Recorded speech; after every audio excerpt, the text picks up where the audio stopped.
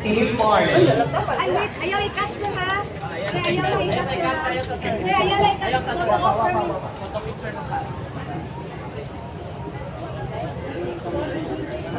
Alright, thank you so much, Jollibee, and of course, the Team Jollibee.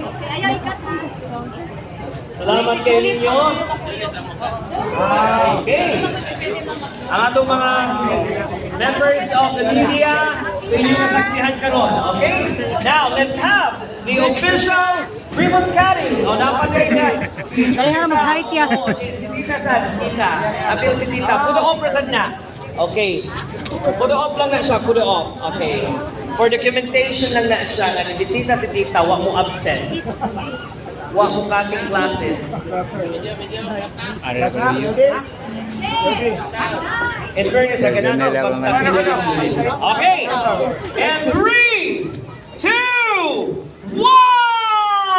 Ladies and gentlemen, welcome to the Deportes City of the Queen City of the South.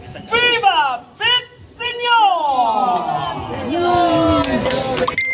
Welcome and thank you sa ato ang mga sponsors and of course, thank you sa ato ang mga dumuduong members of the media, Cebu City Councilor Joel Garganera, Cebu City Councilor Francis Ibarra, Cebu City Councilor Joy Pescara, and Vice Mayor Dondon Hontiveros. Thank you so much. Salamat kaayo ninyo. Now it's officially open. Again, pahimangno lang, subay lang ta sa mga gitagto, gitagta nga mga lagda. Sa Jolis.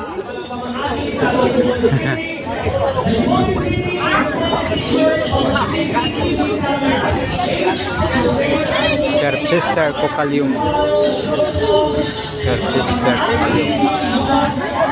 Lagi payungan. Nanti tag-iya sa Chester Kokalium.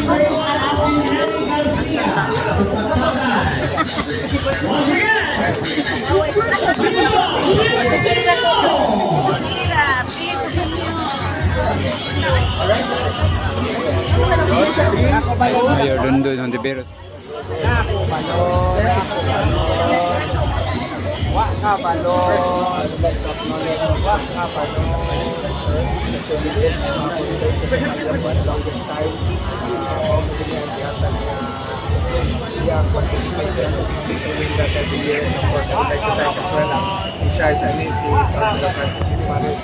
Sa atong mga devotees, mga pilgrims, mga Catholics,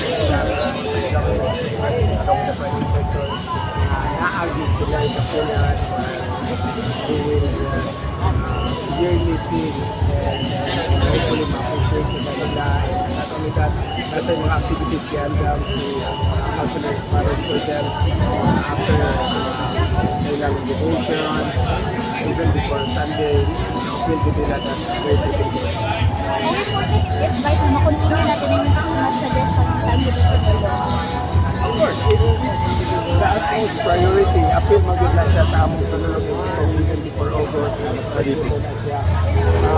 Unfortunately, sa first come, first serve, mas dagan tingali karon ang pagkaibaw so with regards to importance, priority gina natin sila.